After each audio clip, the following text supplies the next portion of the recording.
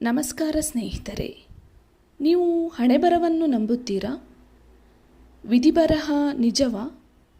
ಬನ್ನಿ ಈ ವಿಡಿಯೋದಲ್ಲಿ ತಿಳಿದುಕೊಳ್ಳೋಣ. ಪ್ರೇರಣಾ ಚಾನೆಲ್ಗೆ ಸ್ವಾಗತ.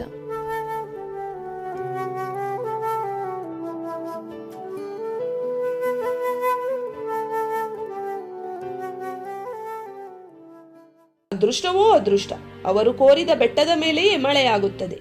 ಎಲ್ಲ ಕೇಳಿಕೊಂಡು ಬಂದಿದ್ದಾರೆ. ಎಲ್ಲ ಹಣೆ ಬರಹ. ನಮ್ಮದೇನಿದೆ? ಪೂರ್ವಜನ್ಮದ ಪುಣ್ಯದ ಫಲ.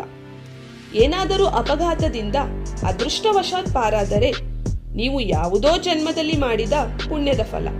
ಅದಕ್ಕೆ ಈ ಜನ್ಮದಲ್ಲಿ ಮರುಜನ್ಮ ಸಿಕ್ಕಿದೆ, ಅಂತೂ ಸತ್ತು ಬದುಕಿದೆ. ಮತ್ತು ಎಲ್ಲರೂ ಹೇಳುವ ಹಾಗೆ ಹಣೆ ಬರಹಕ್ಕೆ ಹೊಣೆ ಯಾರು ಎಂಬ ಮಾತು ನಮ್ಮ ಸುತ್ತಮುತ್ತ ಮತ್ತು ನಮ್ಮ ನಿಜ ಜೀವನದಲ್ಲಿ ನಡೆಯುವ ಘಟನೆಗಳ ಆಧಾರದ ಮೇಲೆ ಕೇಳಿಸಿಕೊಳ್ಳುತ್ತೇವೆ. ಹಾಗೆ ನಮ್ಮ ವಿಧಿ ನಾವು ಹುಟ್ಟುವ ಮೊದಲೇ ನಿರ್ಧಾರವಾಗಿರುತ್ತದಾ ಅಥವಾ ನಮ್ಮ ನಡವಳಿಕೆಗಳಿಂದ ನಿರ್ಧಾರವಾಗಿರುತ್ತದಾ ಎಂಬ ವಿಷಯ ಸದಾಕಾಲ ಚರ್ಚೆಯಲ್ಲಿದೆ. ನಿಜ ಹೇಳಬೇಕೆಂದರೆ ಕೆಲವು ಮಂದಿ ನಾವು ಹುಟ್ಟುವುದಕ್ಕೆ ಮೊದಲೇ ವಿಧಿ ನಿರ್ಧಾರವಾಗಿರುತ್ತದೆ ಎಂದು ನಂಬಿರುತ್ತಾರೆ. ಇನ್ನು ಕೆಲವರು ಒಬ್ಬ ವ್ಯಕ್ತಿಯ ಜೀವನ ಕ್ರಮಗಳೇ ಆತನ ವಿಧಿಯನ್ನು ನಿರ್ಣಯಿಸುತ್ತದೆ ಎಂದು ನಂಬುತ್ತಾರೆ. ಈ ವಿಧಿ, ಅದೃಷ್ಟ ಮತ್ತು ಕರ್ಮಫಲಗಳನ್ನು ಅರ್ಥ ಮಾಡುವುದು ತುಂಬಾ ಮುಖ್ಯ. ಅಂದರೆ ಒಬ್ಬ ವ್ಯಕ್ತಿ ತನ್ನ ಮೊದಲು ನಿರ್ಧಾರವಾಗಿರುವ ವಿಧಿಯ ಕಾರಣಗಳಿಂದ ಯಾವ ಪುಣ್ಯ ಕಾರ್ಯಗಳಿಗೆ ಬಲಿಯಾಗಿರುತ್ತಾನೆ ಹಾಗೂ ತಾನು ಮಾಡುವಂತಹ ಕೆಲಸಗಳ ಮೂಲಕ ವಿಧಿಯನ್ನು ಸೃಷ್ಟಿಸುತ್ತಾನೆ ಅಥವಾ ಇಲ್ಲವಾ ಎಂದು ತಿಳಿಯಲು ಸಹಾಯವಾಗುತ್ತದೆ. ನಿಜವಾಗಿಯೂ ಯಾರು ಅತಿ ಶಕ್ತಿವಂತರು ಮತ್ತು ಯಾಕೆ ಶಕ್ತಿವಂತರು, ಹಾಗೆಯೇ ವಿಧಿ ನಮ್ಮ ಜೀವನ ಕ್ರಮಗಳ ಆಧಾರದ ಮೇಲೆ ಸೃಷ್ಟಿಯಾಗಿದೆಯಾ? ಗರುಡ ಪುರಾಣ ಮತ್ತು ಹಿಂದೂ ಗ್ರಂಥಗಳು ಮತ್ತು ಆಚಾರ್ಯ ಚಾಣಕ್ಯರು ಇದಕ್ಕೆ ಸಂಬಂಧಿಸಿದಂತೆ ಏನು ಹೇಳಿದ್ದಾರೆ? ಹಾಗೆ ಇದರ ಜೊತೆ ಮುಸ್ಲಿಂ, ಕ್ರೈಸ್ತ ಮತ್ತು ಇತರ ಮತಗಳಲ್ಲಿ ಈ ವಿಷಯದ ಬಗ್ಗೆ ಏನನ್ನು ಬರೆಯಲಾಗಿದೆ ಎಂದು ಸಹ ತಿಳಿಯೋಣ. ಸ್ನೇಹಿತರೆ, ಗರುಡ ಪುರಾಣದಲ್ಲಿ ವಿಧಿಯ ಬಗ್ಗೆ ಏನನ್ನು ಬರೆಯಲಾಗಿದೆ ಮತ್ತು ಆನಂತರ ಚಾಣಕ್ಯರು ಚಾಣಕ್ಯ ನೀತಿ ಮತ್ತು ಶ್ರೀಕೃಷ್ಣನು ಭಗವದ್ಗೀತೆಯಲ್ಲಿ ಏನನ್ನು ಹೇಳಿದ್ದಾರೆ ಎಂದು ಕೂಡ ತಿಳಿಯೋಣ. ಹಿಂದೂ ಗ್ರಂಥಗಳ ಪ್ರಕಾರ ಮರಣದ ನಂತರ ಶರೀರವು ಮಾತ್ರ ನಾಶವಾಗುತ್ತದೆ ಮತ್ತು ಆತ್ಮಕ್ಕೆ ಸಾವಿಲ್ಲ ಎಂದು ಬರೆಯಲಾಗಿದೆ. ಗರುಡ ಪುರಾಣದಲ್ಲಿ 84 ಜನ್ಮಗಳಲ್ಲಿ ಶ್ರೇಷ್ಠವಾದ ಜನ್ಮ ಮಾನವ ಜನ್ಮ ಎಂದು ಹೇಳಿದ್ದಾರೆ.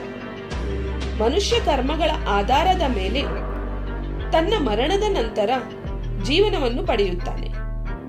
ಮರಣ ನಂತರ ನೀವು ಜೀವನದಲ್ಲಿ ಮಾಡಿದಂತಹ ಒಳ್ಳೆಯ ಕೆಲಸಗಳ ಮೂಲಕ ನೀವು ಯಾವ ಜನ್ಮ ಪಡೆಯುತ್ತೀರಿ ಎಂದು ಮೊದಲು ನಿರ್ಧಾರವಾಗಿರುತ್ತದೆ.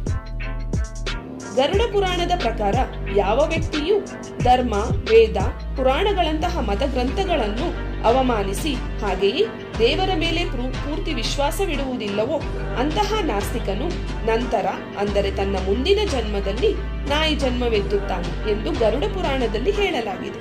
ಹಾಗೆಯೇ ಯಾರಾದರೂ ಮಿತ್ರ ಎಂಬ ಮುಸುಕಿನಲ್ಲಿ ನಂಬಿಕೆ ದ್ರೋಹ ಮಾಡಿರುತ್ತಾರೋ ಅಂತವರು ಮರಣದ ನಂತರ ಜನ್ಮದಲ್ಲಿ ಭೂಮಿಯ ಮೇಲೆ ರಣಹದ್ದುಗಳಾಗಿ ಹುಟ್ಟುತ್ತಾರೆಂದು ತಿಳಿಸಲಾಗಿದೆ. ಈ ಗರುಡ ಪುರಾಣದ ಪ್ರಕಾರ ಯಾವುದೇ ಒಬ್ಬ ವ್ಯಕ್ತಿಯು ಅವನು ಮಾಡುವಂತಹ ಆತನ ಕರ್ಮಗಳ ಆಧಾರದ ಮೇಲೆ ಆತನ ನಂತರದ ಜನ್ಮ ಮತ್ತು ಆತನ ಹೊಸ ಜನ್ಮದಲ್ಲಿ ಆತನು ಎದುರಿಸುವ ಕಷ್ಟಗಳು ಆ ವ್ಯಕ್ತಿಯು ಹುಟ್ಟುವ ಮೊದಲೇ ನಿರ್ಧಾರವಾಗಿರುತ್ತದೆ. ಆದರೆ ಚಾಣಕ್ಯನ ಪ್ರಕಾರ ಒಬ್ಬ ವ್ಯಕ್ತಿ ತಾನು ಮಾಡುವಂತಹ ಕಾರ್ಯಗಳ ಮೂಲಕ ಮರಣ ಪ್ರಭಾವಿಸುತ್ತದೆ ಮತ್ತು ಚಾಣಕ್ಯ ನೀತಿಯಲ್ಲಿನ ಶ್ಲೋಕದಲ್ಲಿ ಮನುಷ್ಯ ಹುಟ್ಟುವುದಕ್ಕಿಂತಲೇ ಮೊದಲೇ, ಅಂದರೆ ತಾಯಿಯ ಗರ್ಭದಲ್ಲಿರುವಾಗಲೇ ಆ ಮಾನವನ ವಿಧಿ ನಿರ್ಧಾರವಾಗಿರುತ್ತದೆ ಎಂದು ಹೇಳಲಾಗಿದೆ. ಆಯುಹು ಕಮಾಚ ಪಿತ್ತಚ ವಿದ್ಯು ಮೃತ್ಯು ಮೇವಚ ಪಂಚತೈನಿ ಸೃಂಜತೆ ಗರ್ಭಾಸಸ್ಥೈವಾಸೆ ತಾಹಿನ. ಅಂದರೆ ಈ ಭೂಮಿಯ ಮೇಲೆ ವಾಸಿಸುತ್ತಿರುವ ಪ್ರತಿಯೊಂದು ಜೀವಿಗಳಿಗೂ ಈ 5 ವಿಷಯಗಳು, ಅಂದರೆ ವಯಸ್ಸು, ಕರ್ಮ, ಸಂಪತ್ತು, ಜ್ಞಾನ ಮತ್ತು ಮರಣದ ಸಮಯವನ್ನು ಆತನು ತನ್ನ ತಾಯಿಯ ಗರ್ಭದಲ್ಲಿರುವಾಗಲೇ ಆತನ ವಿಧಿ ಬರೆಯಲಾಗಿರುತ್ತದೆ ಎಂದು ಈ ಶ್ಲೋಕದ ಮೂಲಕ ಸ್ಪಷ್ಟವಾಗಿ ತಿಳಿಸಿದ್ದಾರೆ. ಸ್ನೇಹಿತರೆ, ಆಚಾರ್ಯ ಚಾಣಕ್ಯನ ಪ್ರಕಾರ ಪ್ರತಿ ವ್ಯಕ್ತಿ ತನ್ನ ಕರ್ಮಗಳ ಆಧಾರದ ಮೇಲೆಯೇ ಸುಖ ದುಃಖಗಳನ್ನು ಅನುಭವಿಸಬೇಕಾಗುತ್ತದೆ ಮತ್ತು ಈ ಕರ್ಮಗಳೆಲ್ಲವೂ ಈ ಜನ್ಮದಲ್ಲಿ ಮಾತ್ರವಲ್ಲದೆ ಪೂರ್ವಜನ್ಮಕ್ಕೆ ಸಂಬಂಧಿಸಿದ ಪಾಪ ಪುಣ್ಯಗಳ ಆಧಾರದ ಮೇಲೆ ಮಾತ್ರವೇ ನಿರ್ಧಾರವಾಗಿರುತ್ತದೆ. ಮೇಲೆ ಹೇಳಿದ ಶ್ಲೋಕದ ಪ್ರಕಾರ ಹುಟ್ಟಲಿರುವ ಮಗುವಿನ ಹಣೆಬರಹದಲ್ಲಿ ಆತನು ಸಂಪತ್ತನ್ನು ಗಳಿಸಿ, ಹಾಗೆಯೇ ಆತನ ವಿದ್ಯಾಭ್ಯಾಸ ಎಲ್ಲಿಯವರೆಗೆ ಇರುತ್ತದೆ, ಹಾಗೆಯೇ ಆತನು ತನ್ನ ಜೀವನದಲ್ಲಿ ಏನಾಗುತ್ತಾನೆ ಎಂಬ ವಿಷಯಗಳು ಆತನು ತಾಯಿಯ ಗರ್ಭದಲ್ಲಿರುವಾಗಲೇ ನಿರ್ಧಾರವಾಗಿರುತ್ತದೆ. ಆಚಾರ್ಯ ಚಾಣಕ್ಯರ ಪ್ರಕಾರ ಮಾನವನ ಜೀವನದಲ್ಲಿ ಸರಿಸುಮಾರು 101 ಬಾರಿ ಮರಣ ಸಂಭವಿಸುವ ಅವಕಾಶಗಳು ಇರುತ್ತದೆ. ಇವುಗಳಲ್ಲಿ ಒಂದು ಮುಖ್ಯವಾದದ್ದು ಅಕಾಲಿಕ ಮರಣ ಮತ್ತು ಎರಡನೆಯದು ಕಾಲಮರಣ.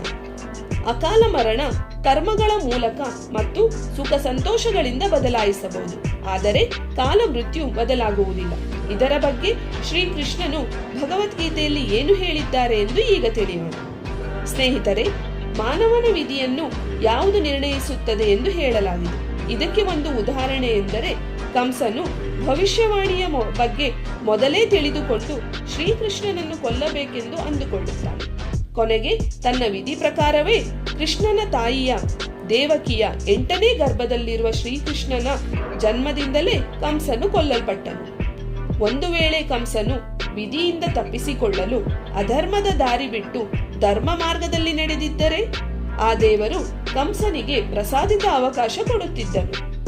ಆದರೂ ಆತನು ಯಾವುದನ್ನೂ ಲೆಕ್ಕಿಸದೆ ಅಧರ್ಮದ ಮೂಲಕವೇ ಮುಂದೆ ಸಾಗಿದ. ಆತನು ಮಾಡಿದ ಪಾಪ ಕಾರ್ಯಗಳಿಂದ ತಾನೇ ಸಾವಿಗೀಡಾದನು. ಸನಾತನ ಧರ್ಮ ಗ್ರಂಥಗಳು ಮತ್ತು ಪುರಾಣ ಪ್ರಕಾರಗಳ ಕಂಸನು ಮಾತ್ರವಲ್ಲದೆ ಈ ಪ್ರಪಂಚದಲ್ಲಿ ಜೀವಿಸಿದಂತ ಪ್ರತಿ ಜೀವಿಯು ವಿಧಿಯು ಅವು ಹುಟ್ಟುವುದಕ್ಕಿಂತ ಮೊದಲೇ ನಿರ್ಧಾರವಾಗಿರುತ್ತದೆ ಎಂಬ ಒಬ್ಬ ವ್ಯಕ್ತಿ ಯಾವಾಗ ಹುಟ್ಟಬೇಕು, ಏನು ಮಾಡಬೇಕು ಮತ್ತು ತನ್ನ ಜೀವನ ಪೂರ್ತಿ ಹೇಗೆ ಇರಬೇಕು ಎಂದು ನಿರ್ಧರಿಸುತ್ತಾರೆ. ಹಾಗೆಯೇ ಎಲ್ಲವನ್ನೂ ಕೇವಲ ವಿಧಿಯೇ ತೀರ್ಮಾನಿಸುತ್ತದೆ ಎಂದು, ಆದರೆ ಅದು ನಿಜವಲ್ಲ. ಅಂದರೆ ವಿಧಿಯನ್ನು ಕರ್ಮದ ಮೂಲಕವೂ ಬದಲಾಯಿಸಬಹುದು. ಹಿಂದೂ ಮತದಲ್ಲಿ ವಿಧಿಯನ್ನು ಪ್ರಾರಬ್ಧ ಎನ್ನುತ್ತಾರೆ. ಪ್ರಾರಬ್ಧ ಎಂದರೆ ನಮ್ಮ ಪ್ರಸ್ತುತ ಜೀವನವು ಗತಿಸಿ ಹೋದ ಜನ್ಮದ ಫಲಿತಾಂಶ ಎಂದರ್ಥ. ಹಿಂದೂ ಪುರಾಣಗಳ ಪ್ರಕಾರ ನಮ್ಮ ಜೀವನವು ನಮ್ಮ ಗತ ಕರ್ಮಫಲಗಳ ಮೇಲೆ ಪ್ರಭಾವಿತವಾಗಿರುತ್ತದೆ. ಆದ್ದರಿಂದ ನಮ್ಮ ಕಾರ್ಯಗಳನ್ನು ಸತ್ಕಾರ್ಯಗಳನ್ನಾಗಿ ಮಾಡಲು ನಮ್ಮ ವಿಧಿಯನ್ನು ಕೂಡ ಅಂಗೀಕರಿಸಬೇಕು. ಕೆಲವರಿಗೆ ಕಾರ್ಯ ಮುಖ್ಯವಾದರೆ ಕೆಲವರಿಗೆ ವಿಧಿ ಮುಖ್ಯವಾಗಿರುತ್ತದೆ. ಇನ್ನು ಕೆಲವರಿಗೆ ಕರ್ಮ ಮತ್ತು ವಿಧಿ ಎರಡೂ ಕೂಡ ಮುಖ್ಯವಾಗಿರುತ್ತದೆ. ನಿಜ ಹೇಳಬೇಕೆಂದರೆ ನಾವು ಮಾಡುವ ಸತ್ಕಾರ್ಯಗಳ ಮೇಲೆ ವಿಧಿ ಬದಲಾಯಿಸಬಹುದು. ವಿಧಿ ಬಹಳ ಮುಖ್ಯ, ಏಕೆಂದರೆ ಅದು ನಮ್ಮ ನಿಯಂತ್ರಣದಲ್ಲಿಲ್ಲ. ಕರ್ಮವೆನ್ನುವುದು ನಮ್ಮ ನಿಯಂತ್ರಣದಲ್ಲಿದೆ. ನಾವು ಮಾಡುವ ಒಳ್ಳೆ ಕಾರ್ಯದಿಂದ ವಿಧಿಯನ್ನು ಬದಲಾಯಿಸಬಹುದು. ಆದ್ದರಿಂದ ಕರ್ಮ ಮತ್ತು ವಿಧಿ ಬಹಳ ಮುಖ್ಯವಾಗುವುದು. ಇದು ನಮ್ಮ ಕೈಯಲ್ಲಿದೆ. ಇದಕ್ಕೆ ನಿಮ್ಮ ಅಭಿಪ್ರಾಯವೇನು ಸ್ನೇಹಿತರೆ? ಇದೇ ತರಹ ಇನ್ನೊಂದಷ್ಟು ವಿಷಯಗಳನ್ನು ಮುಂದಿನ ವಿಡಿಯೋದಲ್ಲಿ ತಿಳಿದುಕೊಳ್ಳೋಣ. ಧನ್ಯವಾದಗಳು.